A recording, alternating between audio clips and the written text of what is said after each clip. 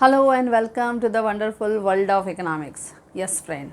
In the journey of supply analysis, we are going to add one more piece of knowledge, that is law of supply with exception in a very easy way. As you know that simplicity is our main motto. Now आज हम देखेंगे law of supply with exception. कि law of supply जो exception के साथ अगर पूछा जाए बोर्ड में तो it will be demanded for 8 marks. Now इसके लिए जो फर्स्ट 3 पार्ट्स हैं, that is first one is introduction. Introduction में हम क्या लिखेंगे फ्रेंड्स, जो हम ऑलरेडी कर चुके हैं, law of supply with assumption. हमने वो क्वेश्चन लास्ट पार्ट में डिस्कस किया था, वो क्वेश्चन भी 8 मार्क्स का था. ये क्वेश्चन भी, क्योंकि लॉ हमेशा 8 मार्क्स के लिए डिमांडेड होता है, law of supply with exception, exception के साथ, तो 8 मार्क के लिए वो हमें जवाब देना है. नाउ फर्स्ट वन है इंट्रोडक्शन. इंट्रोडक्शन में हम क्या लिखेंगे, The law of supply is well developed by neoclassical economist Alfred Marshall in his book Principles of Economics in the year 1890.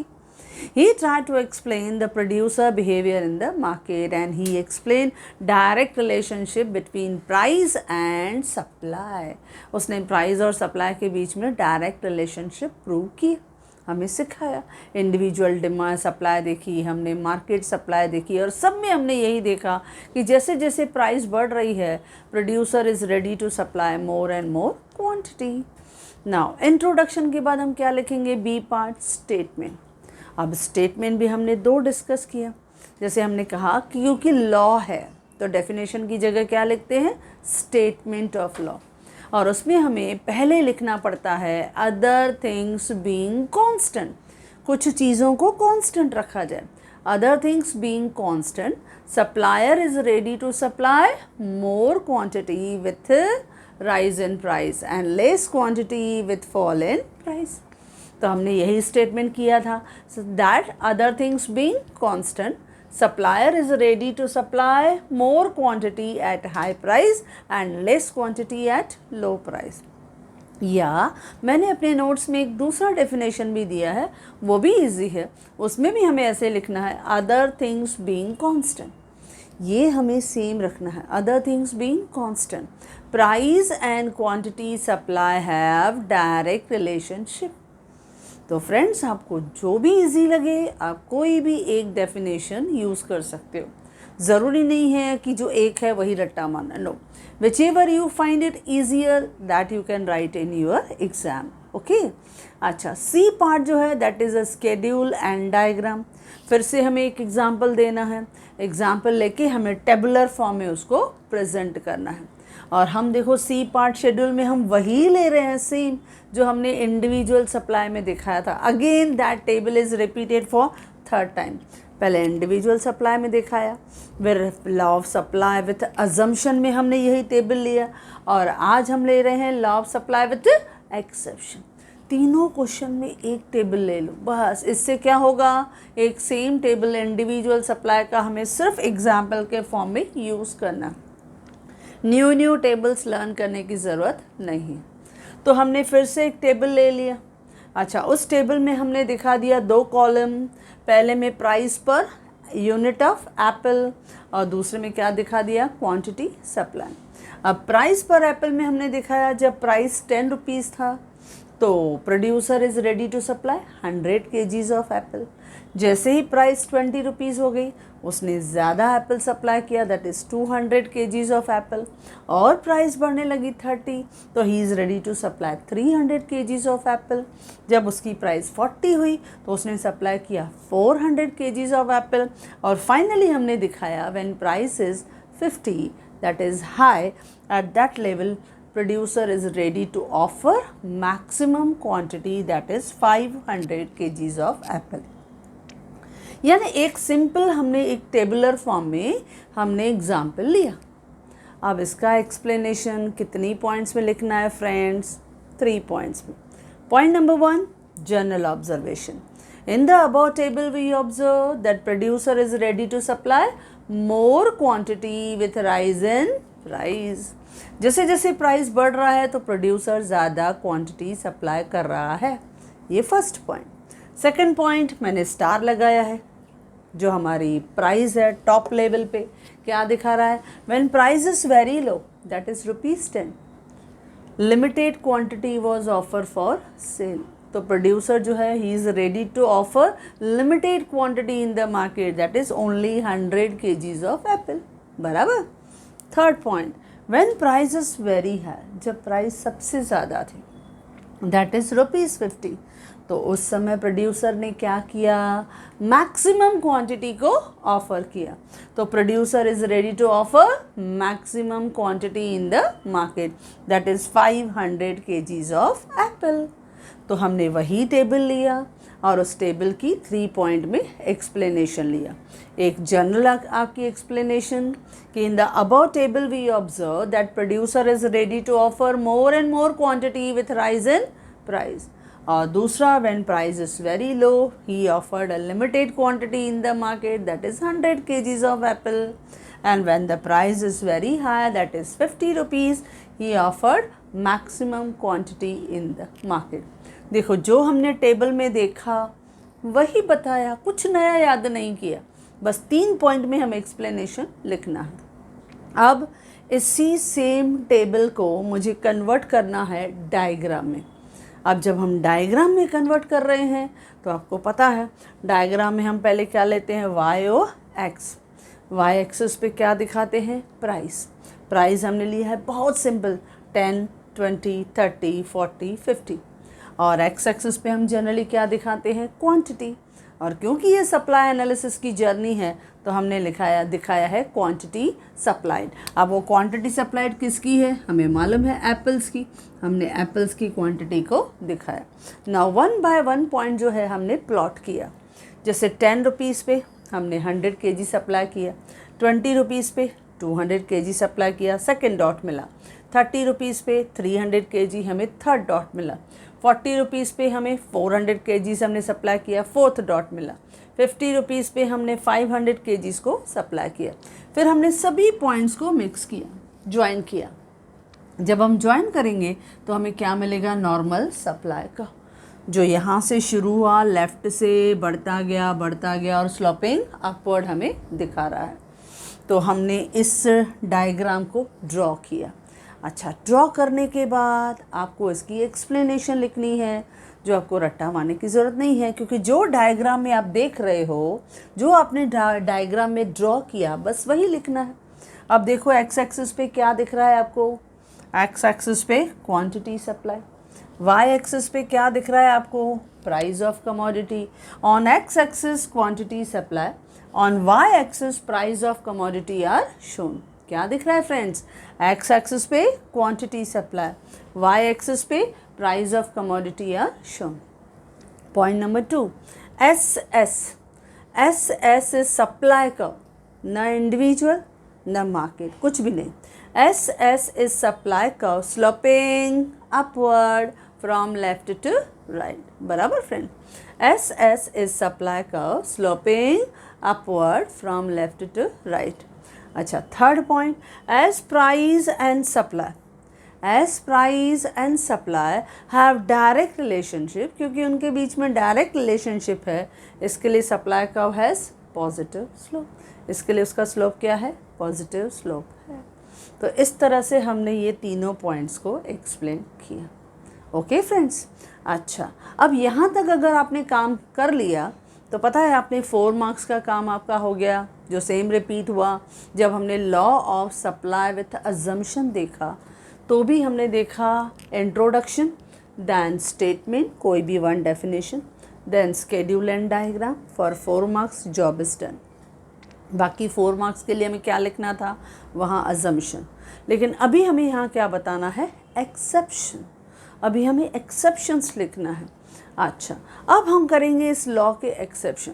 Now generally हम शुरू से डिस्कस करते आए हैं, जब भी जहाँ से हमने माइक्रो इकोनॉमिक्स स्टार्ट किया है, तो वी नो दैट कि in the journey of micro economics when ever law is framed on human behaviour, तो वो हमेशा 2 पॉइंट्स पे डिपेंडेंट रहता है।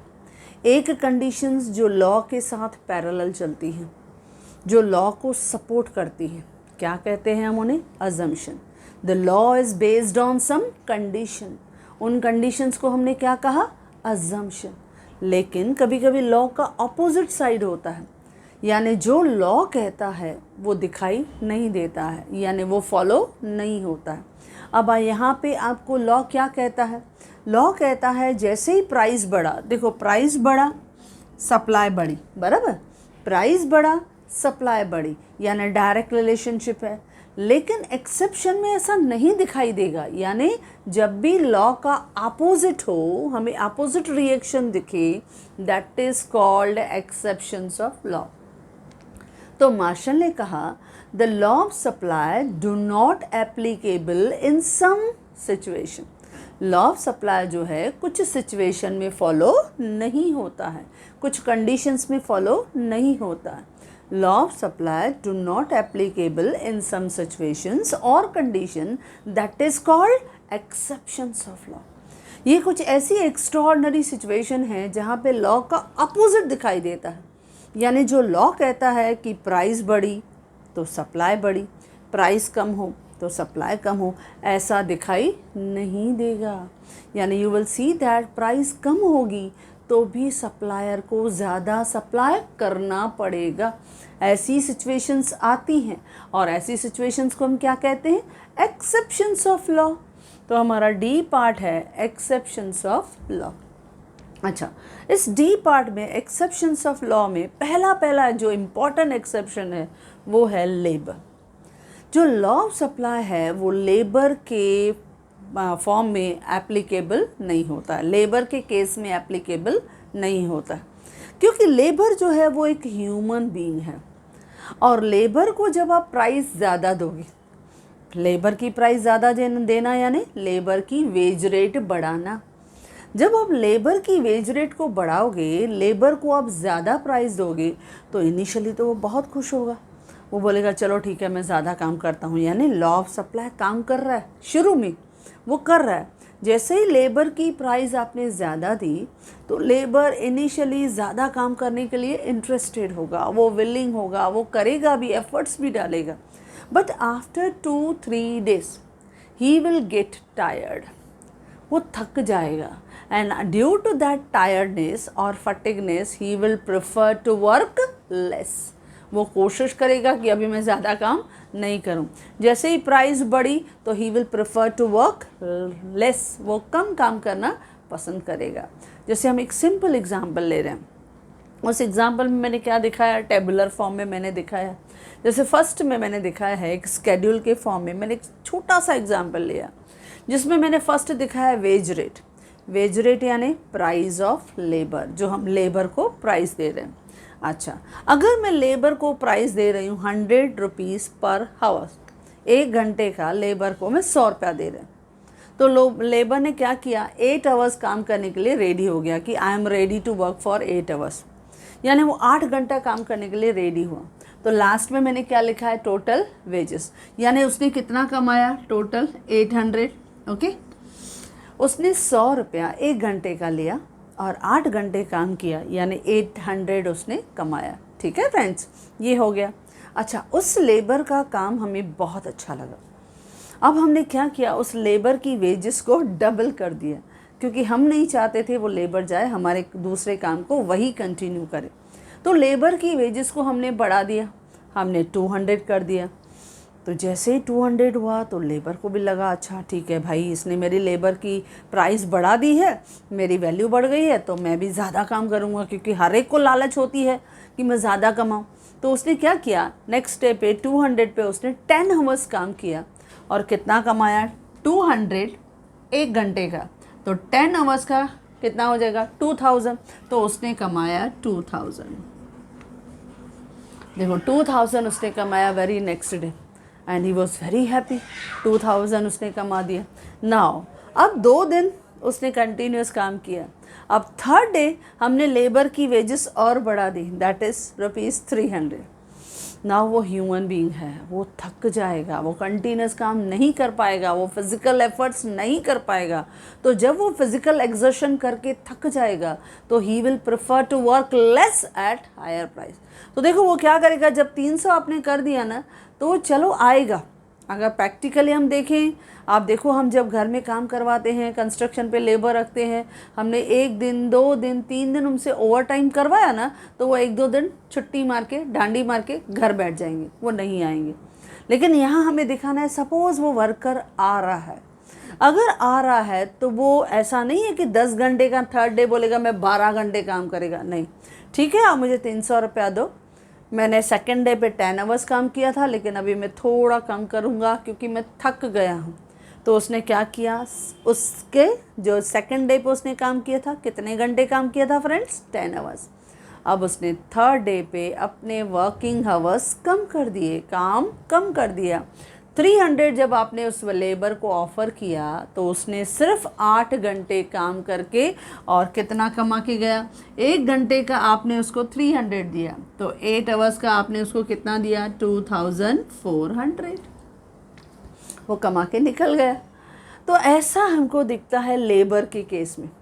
जब लेबर की वेज रेट हम बढ़ाते हैं, यानी लेबर की प्राइसेस बढ़ाते हैं, तो जनरली हम देखते हैं कि initially he will respond positively, वो बहुत अच्छी तरह से रिस्पॉन्ड करता है, वो ज़्यादा अपने वर्किंग आवर्स को सप्लाई करता है।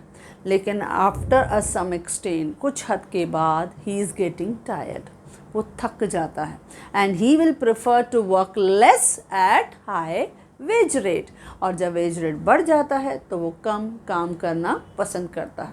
अब इसी टेबल को मैं कन्वर्ट करूँगी in the form of diagram, मैं उसको डायग्राम में कन्वर्ट करूँगी, क्योंकि हमें दिखाना है कि लेबर का जो सप्लाई कर्व है वो हमें किस तरह से रिस्पॉन्ड कर रहा है। ओके, तो वो हम दिखा रहे हैं कि किस तरह से लेबर का जो वर्किंग पैटर्न है वो हमें किस तरह से रिस्पॉन्ड कर रहा है। नाउ लिसन, जब हम ये दिखा रहे हैं तो आई विल शो यू।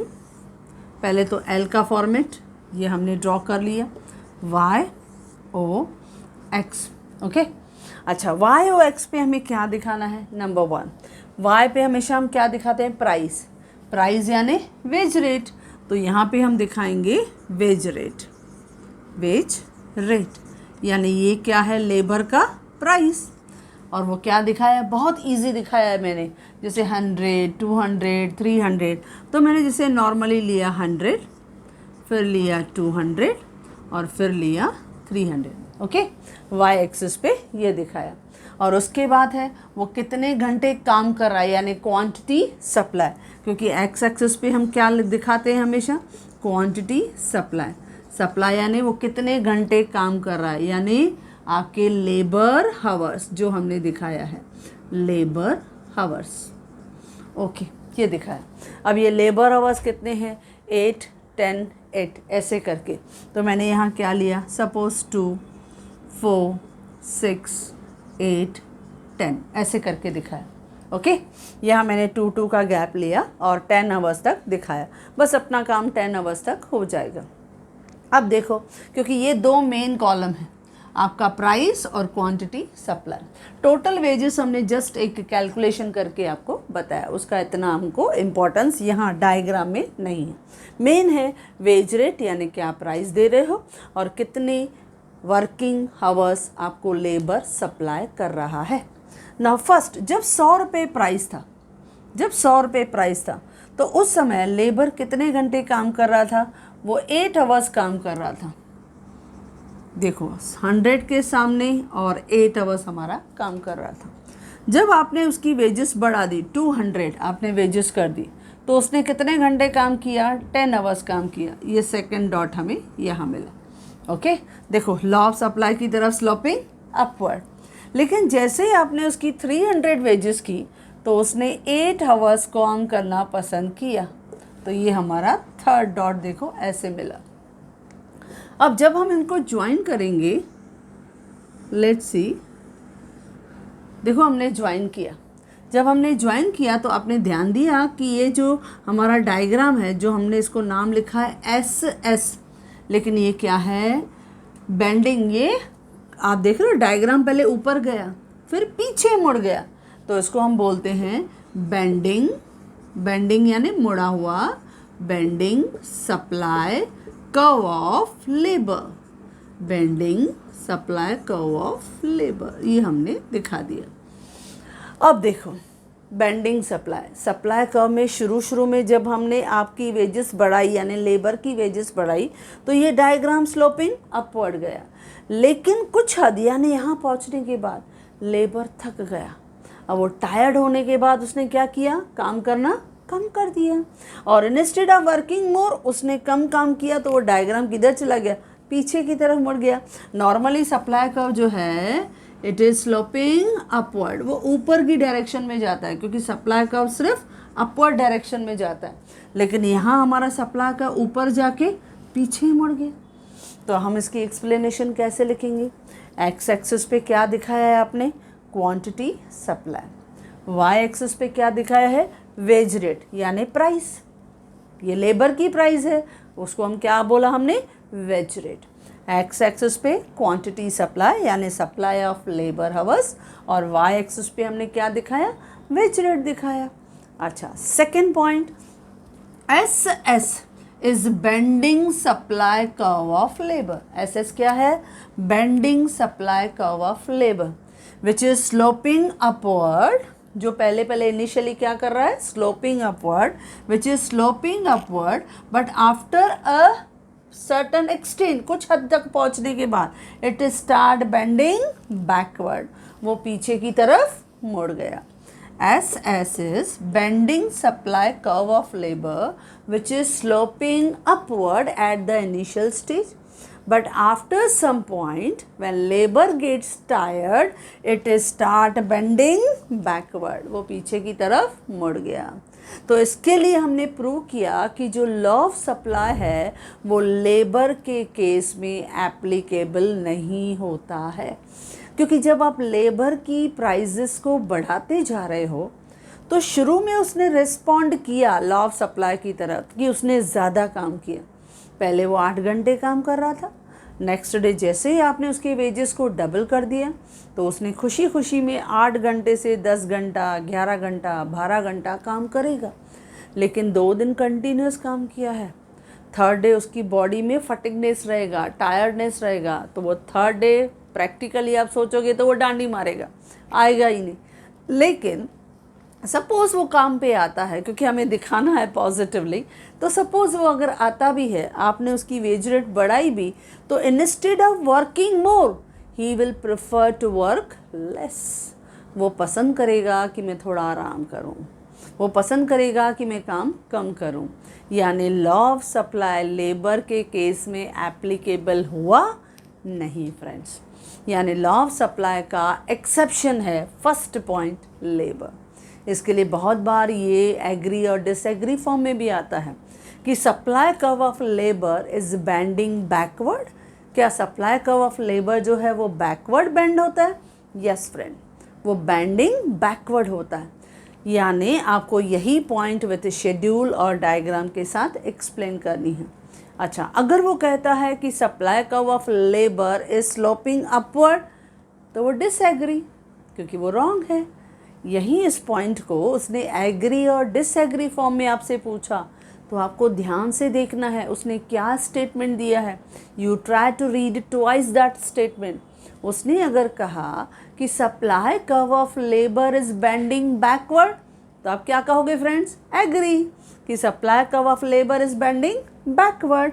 आप प्रूव करके बताओ कि labour is the exception of law of supply.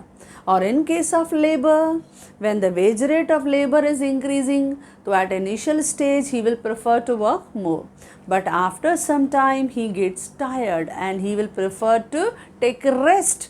वो रेस्ट करना पसंद करता है at higher wage rate। उसके बाद एग्जाम्पल दो, एक टेबल दो, उसके बाद उसकी एक्सप्लेनेशन और उसको डायग्राम में कन्वर्ट करके उसकी एक्सप्लेनेशन, हो गया आपका काम।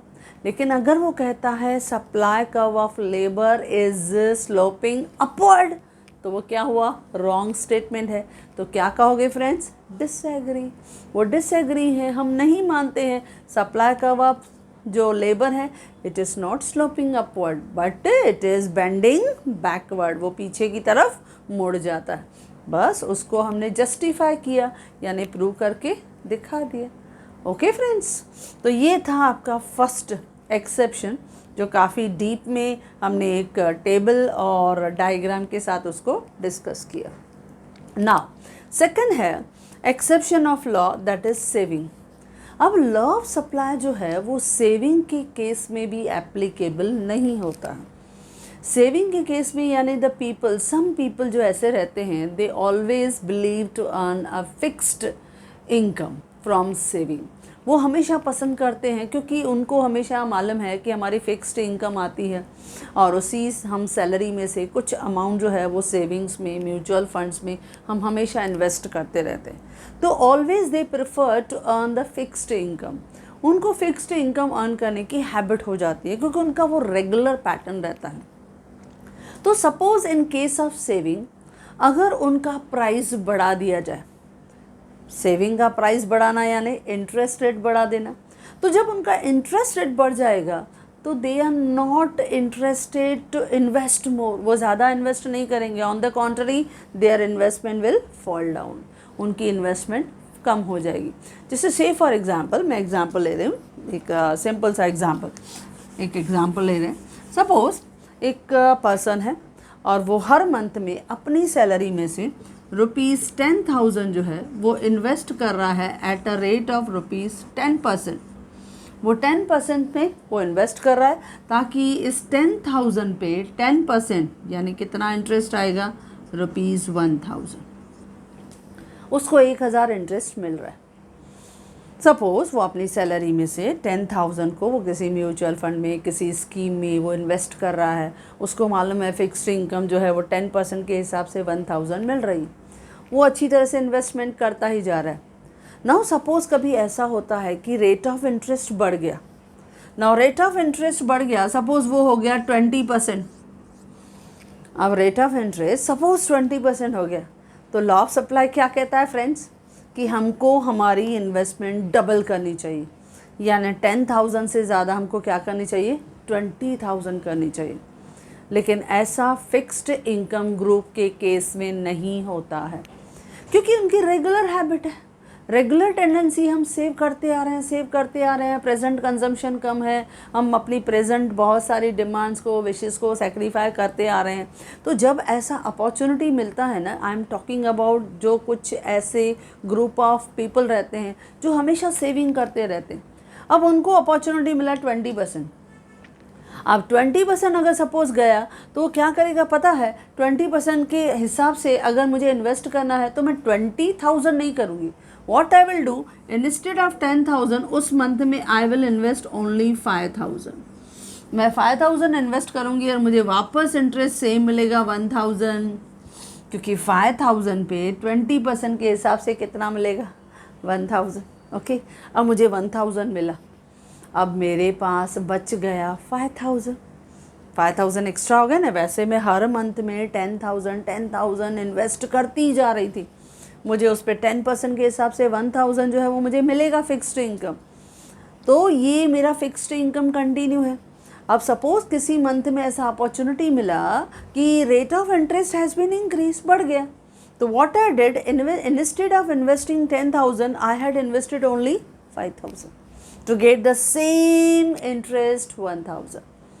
अब इसमें जो 5,000 मेरा बच गया, वो 5,000 what I will do, I will enjoy in the present consumption, वो मैं प्रेजेंट कंजम्पशन में एंजॉय करूँगी।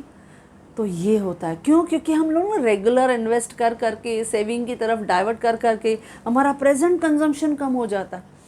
तो सम टाइम अगर ऐसा अपॉर्चुनिटी मिलता है ना, तो we will try to satisfy our other wants, हम अपनी दूसरी वांट सेटिस्फाई करना चाहते हैं, क्योंकि क्या है, प्रेजेंट जो है वो सर्टन है, हमें दिखाई देता है कि what we will enjoy in the present, but future तो अनसर्टन है। हम जो भी सेव कर रहे हैं फ्यूचर के लिए कर रहे हैं कि हमारा फ्यूचर बहुत अच्छा और सेफ होगा।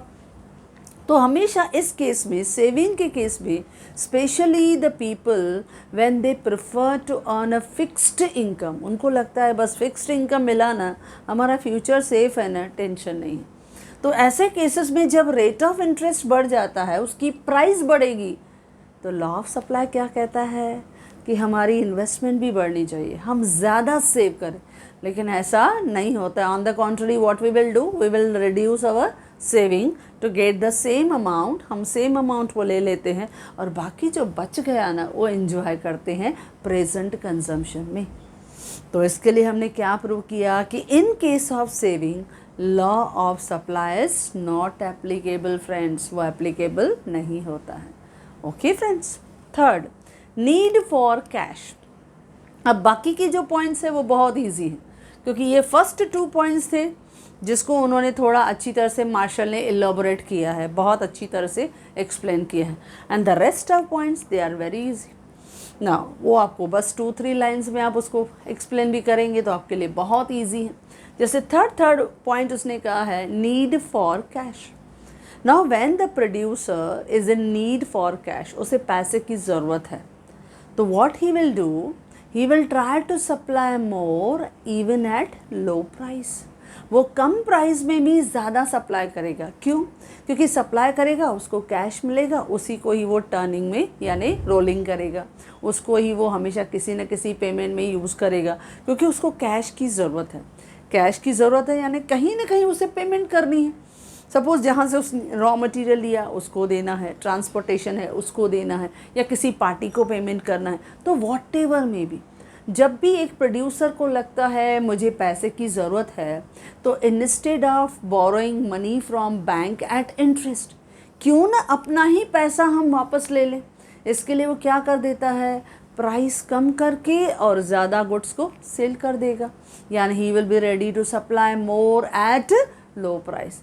तो अपना ही पैसा आएगा, मुझे किसी से इंटरेस्ट में भी लेना नहीं पड़ेगा, मेरा कॉस्ट भी नहीं बढ़ेगा और वही सर्कुलेशन ऑफ मनी मेरा इजीली बिजनेस को स्मूथ कर देगा। देखो ये पॉजिटिव सोच रहती है क्योंकि बिजनेसमैन चाहता है मेरा पैसा ही मेरे को हेल्प करे ना, थोड़ा प्राइस कभी कम भी कर लिया तो चलता है, इसी को ही तो बिजनेस बोलते हैं। तो इस तरह के डिसीजन एक प्रोड्यूसर लेता है जब भी उसको नीड फॉर कैश, पैसे की ज़रूरत होती है। तो instead of borrowing from banks हो, फाइनेंशियल इंस्टीट्यूशन हो, he will prefer to supply more at less price. वो कम प्राइस पे ज़्यादा सप्लाई करना पसंद करेगा। यानी लॉ ऑफ सप्लाई का क्या हुआ, अपोजिट, यानी उसने कम प्राइस पे भी ज़्यादा सप्लाई किया। क्यों? क्योंकि उसको पैसे की ज़रूरत थी। तो नीड फॉर कैश में लॉ ऑफ सप्लाई एप्लीकेबल हुआ? नहीं फ्रेंड्स, नहीं हुआ एप्लीकेबल। यानी हम कहते हैं, मार्शल ने सिखाया कि when a producer is in need for cash, जब उसको पैसे की अर्जेंट रिक्वायरमेंट है, in that case he will ready to supply, he is ready to offer more quantity even at low price. वो कम प्राइस पे भी सप्लाई करेगा ताकि पैसा आए और मैं जो पेमेंट करना है उसको स्मूथली कंडक्ट या कैरी कर पाऊँ। Okay friends. Fourth point, self consumption. Now जब एक प्रोड्यूसर को सेल्फ कंजम्पशन की ज़रूरत पड़ी, now suppose producer require more quantity for self consumption. Now in case of self consumption when he keep aside large quantity for himself, अगर वो अपने लिए साइड करके रखता है, तो even at high price he will supply less.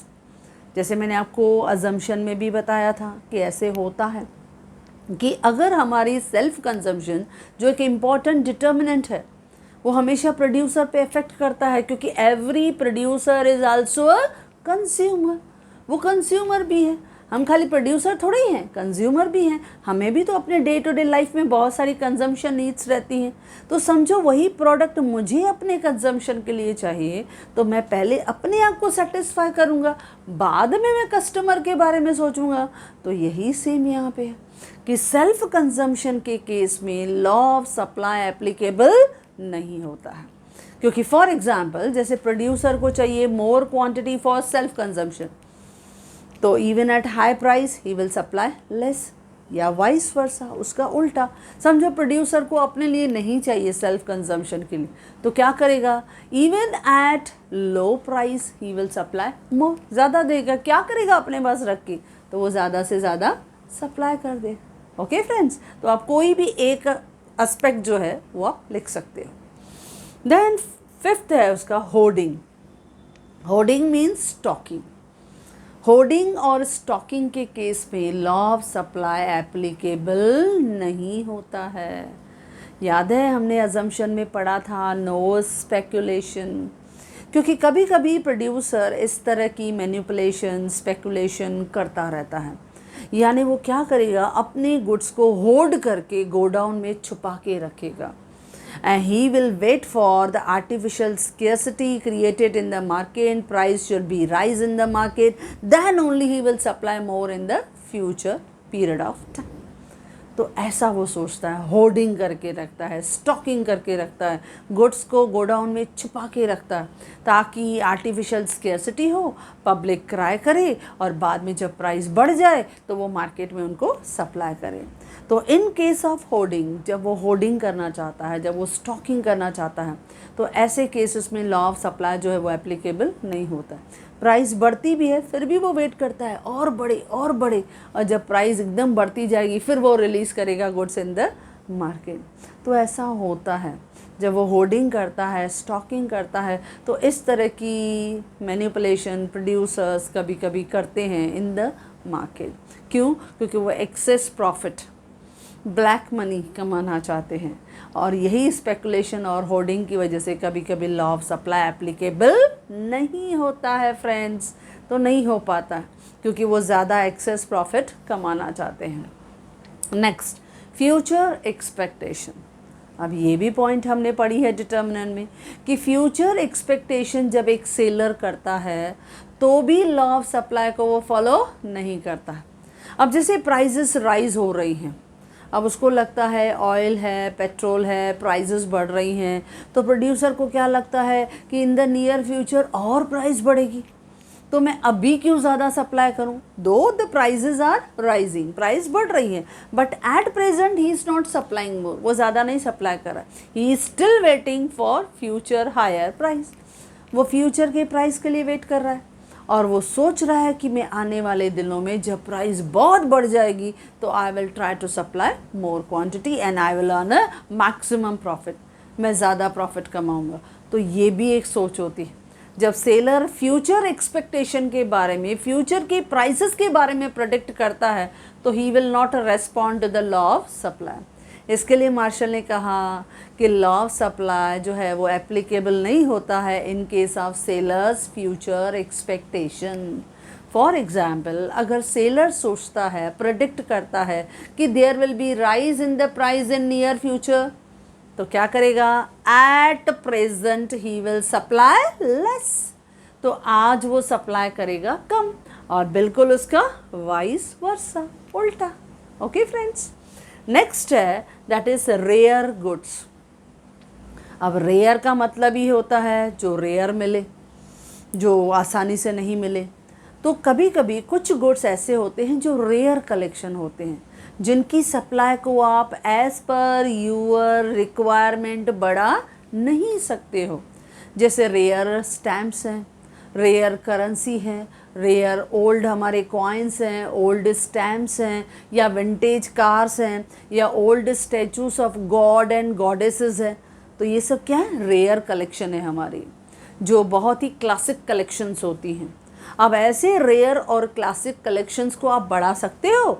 नहीं friends, कितनी भी उसकी प्राइस बड़ी हो जाए हम नहीं बढ़ा सकते हैं, क्योंकि वो उनकी जो सप्लाई रहती है मार्केट में इट इज़ वेरी लिमिटेड, क्योंकि वो रेयर है। जैसे कोहिनूर का डायमंड हम लोग बोलते हैं, तो वो एक रेयर कलेक्शन है।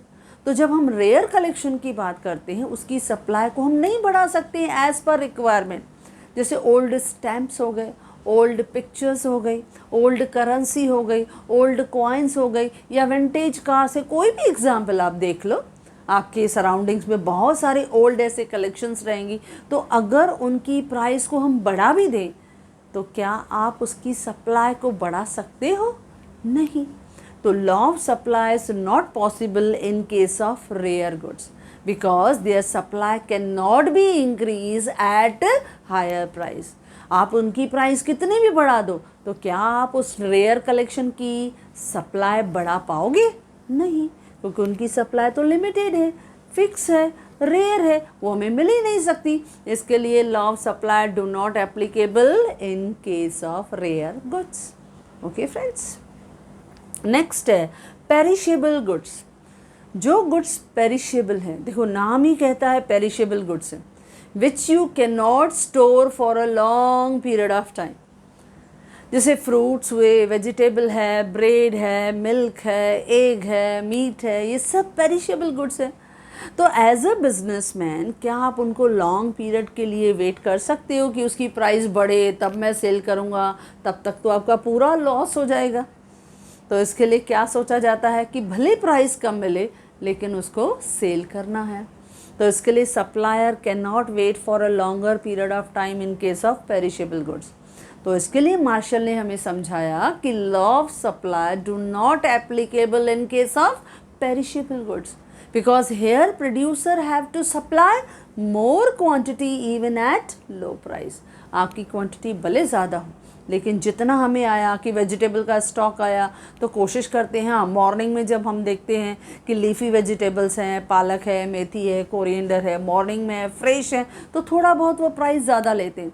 लेकिन जैसे ही वो देखते हैं कि इवनिंग का टाइम होने आया है, नाइट का टाइम होने आया है, वो प्राइस को कट कर देते हैं और पूरा का पूरा स्टॉक रिलीज़ करने की कोशिश करते हैं। क्यों? क्योंकि पेरिशेबल गुड्स हैं, अपने पास ज़्यादा समय नहीं रख सकते, इसके लिए वो पूरा स्टॉक क्लियर करने की कोशिश करते हैं, यानी प्राइस कम करके भी सेल करेंगे। तो ये हमेशा प्रोड्यूसर कोशिश करता है, पेरिशेबल गुड्स को वो ज़्यादा टाइम तक स्टोर करके नहीं रख सकता। So that is why he can supply more even at low price. Now on the similar ground, that is perishable goods के बाद एग्रीकल्चर गुड्स। अब एग्रीकल्चर यानी डिफरेंट टाइप ऑफ क्रॉप्स हो, different type of food grains हो, different kinds of pulses हो, सरेल्स हो।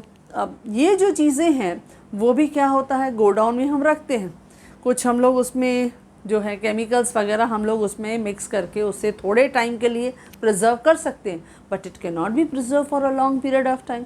तो इसके लिए एग्रीकल्चरल गुड्स जो हैं वो भी हम ज़्यादा समय तक स्टोर करके नहीं रख सकते हैं। तो इसके लिए ये कोशिश की जाती है कि supplier will ready to offer more और supply more even at low price. थोड़ा प्राइस कम भी मिला, मार्केट में सेल कर दो, क्योंकि रखेंगे तो उनको थोड़ा डर रहता है, क्योंकि कभी इंसेक्ट्स आ जाते हैं, कभी रैट्स का प्रॉब्लम होता है, तो unnecessary there will be destruction of these food grains. तो उनकी क्वालिटी क्यों डिस्ट्रॉय हो, बेटर है उनको मार्केट में डिस्पैच कर दो, बेटर है मार्केट में उनको सेल कर दो, डिस्पोज कर दो। भले प्राइस कम मिलेगा ना, मार्जिन प्रॉफिट मार्जिन कम मिलेगा ना, फ़र्क नहीं पड़ता है, एटलीस्ट लॉस तो नहीं हो।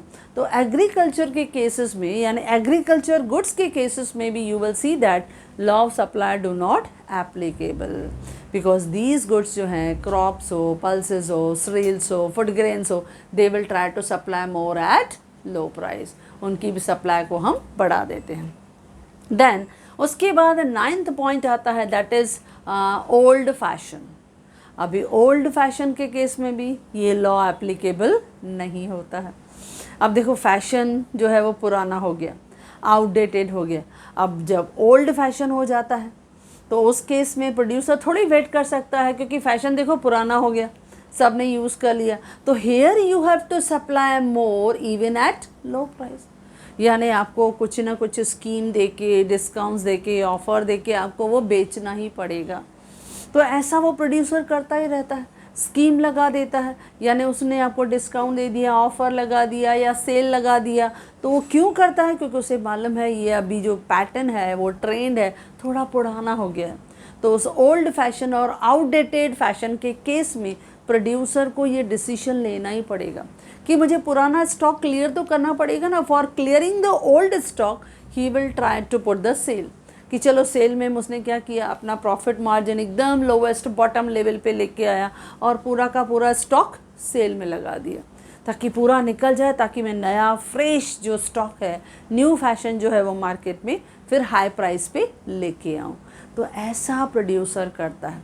जब भी हम देखते हैं ओल्ड फैशन है तो ओल्ड फैशन में लॉ ऑफ सप्लाई एप्लीकेबल नहीं होता है फ्रेंड्स, क्योंकि here supplier has to supply more even at low price. Now the last point, that is recession.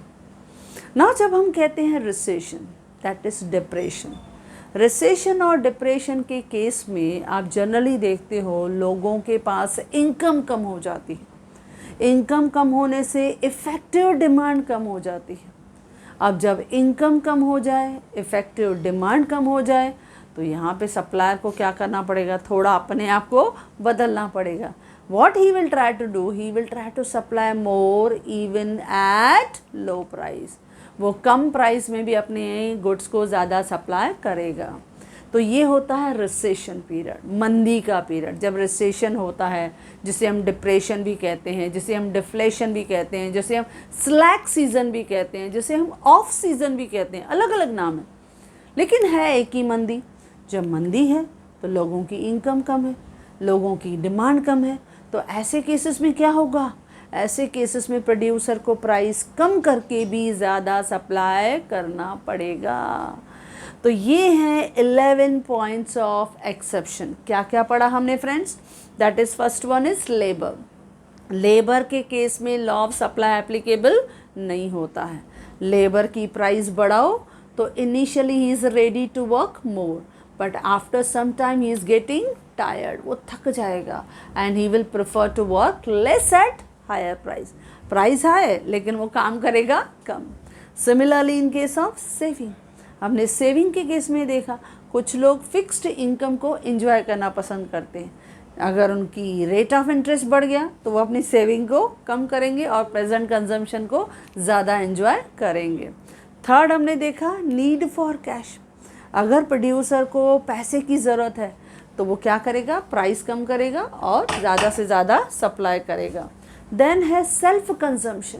Self consumption के केस में अगर प्रोड्यूसर को कुछ चाहिए तो ऐसे केसेस में वी विल सी दैट कि producer is ready to supply more even at low price. वो लो प्राइस पे कम सप्लाई करेगा. देन हमने देखा फिफ्थ वन होर्डिंग. होर्डिंग के केस में वी विल फाइंड इट कि जब होर्डिंग होती है, यानी जो प्रोड्यूसर है वो अपने गोडाउन्स में गुड्स को स्टॉक करके रखता है, वो वेट करता है कि आर्टिफिशियल प्राइस बढ़े और तब जाके वो सप्लाई करेगा. इसी तरह से हमने देखा फ्यूचर एक्सपेक्टेशन. जब एक प्रोड्यूसर फ्यूचर एक्सपेक्टेशंस करता है कि फ्यूचर में और प्राइस बढ़ेगी और मैं सेल करूँगा, तो अभी प्राइस बढ़ रही है लेकिन he is not ready to supply more, वो ज़्यादा सप्लाई नहीं कर रहा. देन हमने देखा था seventh one perishable goods. Perishable goods हो या एग्रीकल्चर गुड्स हो, both can not be stored for a long period of time. इसके लिए प्रोड्यूसर और seller will try to supply more at even low price. Then rare goods. Rare goods में भी ये law of supply applicable नहीं होता है, क्योंकि इनकी प्राइस कितनी भी बढ़ा दो there supply can not be increase. Old fashion. जब गुड्स ओल्ड फैशन हो, आउटडेटेड हो, तो उनको कम प्राइस पे भी आपको सप्लाई ज़्यादा करना है. और finally last but not the least, very important, that is recession. जब रिसेशन होती है तो प्रोड्यूसर को लो प्राइस पे भी ज़्यादा सप्लाई करना पड़ता है, क्योंकि लोगों के पास ना इनकम है और ना ही उनके पास इफेक्टिव डिमांड है. क्योंकि पैसा ही नहीं होता है तो हम क्या ज़्यादा डिमांड करेंगे, तो इसके लिए प्रोड्यूसर को कम प्राइस पे भी ज़्यादा सप्लाई करना पड़ता है. तो इस तरह से ये जो है वो आपको पूरा क्वेश्चन कंप्लीट करना है इन 4 parts. That is law of supply with exception. पहले इंट्रोडक्शन, then statement, कोई भी one definition, then schedule and diagram, and after that exceptions में you have to write few points from all the given 11 points. Yes friends, जिस तरह से ये हमने पूरा क्वेश्चन डिस्कस किया, in the same manner I have provided on my website in very easy notes. Yes friends, if you like this video, do share. And if you want my handwritten notes, the link is given in the description box. Thank you.